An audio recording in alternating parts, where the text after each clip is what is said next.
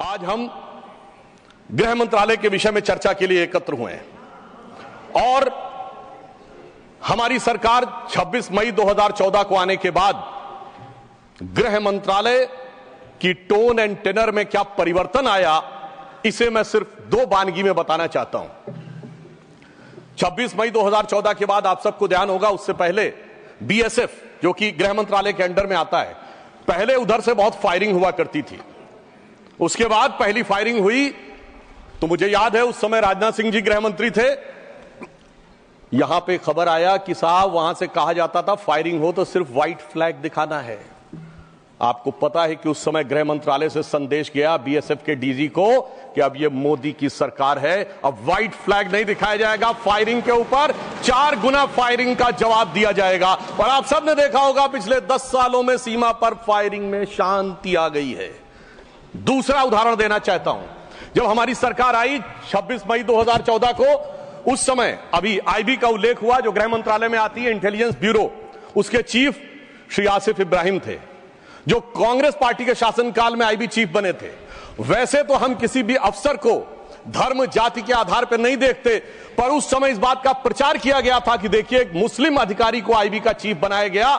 परंतु आज तक का भारत का इतिहास है, जब कोई सरकार बदलती है तो आईबी चीफ 1 महीने से ज्यादा नहीं रहता है। परंतु श्री नरेंद्र मोदी जी की सरकार में श्री आसिफ इब्राहिम का 8 महीने का कार्यकाल था और उन्होंने उसे 8 महीने का कार्यकाल पूरा किया। याद रखना चाहिए कि मोदी जी के कार्यकाल का पहला आईबी चीफ मुस्लिम समाज से था। यह दर्शाता है कि हम समाज के वर्गों को डर पैदा करके साथ में नहीं लेना चाहते, विश्वास पैदा करके साथ में लेना चाहते हैं। आज हमारे गृह मंत्री आदरणीय अमित शाह जी गुजरात का प्रतिनिधित्व करते हैं, प्रधानमंत्री जी उत्तर प्रदेश से प्रतिनिधित्व करते हैं। सभापति जी, यह संयोग भारत के इतिहास में 3 बार बना है। पहली बार जब सरदार पटेल गुजरात से थे और पंडित नेहरू उत्तर प्रदेश से थे तो स्वतंत्रता का काल था। दूसरी बार लाल कृष्ण आडवाणी जी गृह मंत्री थे और अटल बिहारी वाजपेयी जी उत्तर प्रदेश से थे, तब भारत ने 21वीं सदी में प्रवेश किया था। आज जब अमित शाह जी गुजरात से हैं और मोदी जी यूपी से हैं, तो भारत ने अमृत काल में प्रवेश किया है। अर्थात मैं कह सकता हूं काल के कपाल पर, भारत के भाल पर कुछ तो नया होने वाला है और कुछ ना कुछ तो नया हुआ है, उसे आज समझने की जरूरत है। अब मैं बताना चाहता हूं कि गृह मंत्रालय ने इस दरमियान किस किस प्रकार से कार्य किए। मैं 3 प्रकार के कार्य बताना चाहता हूं। एक, वो कार्य जो पिछली सरकारें भी कर रही थी, वो हमने करके दिखाया। दूसरा, वो कार्य जो पिछली सरकारें कर ही नहीं सकती थी, सोच नहीं पाई, वो करके दिखाया।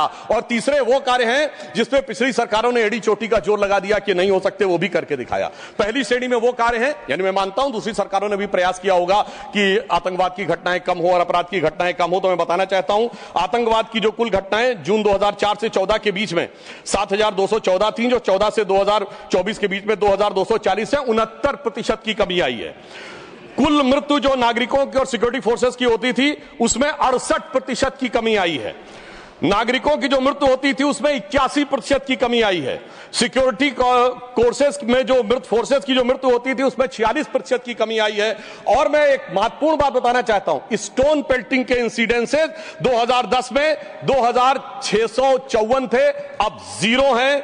ऑर्गेनाइज हड़ताल 0 है, स्टोन पेल्टिंग 0 है, स्टोन पेल्टिंग में जख्मी होने वाले 0 हैं। सभापति महोदय, पत्थर पड़ने के दौर खत्म हो गया, मगर अगर किसी की अकल पे पत्थर पड़ा हो तो उसे बदला हुआ नजारा नहीं दिखाई पड़ता। इसलिए मैं कहना चाहता हूं चश्मा उतारो फिर देखो यारो, दुनिया नई है चेहरा पुराना।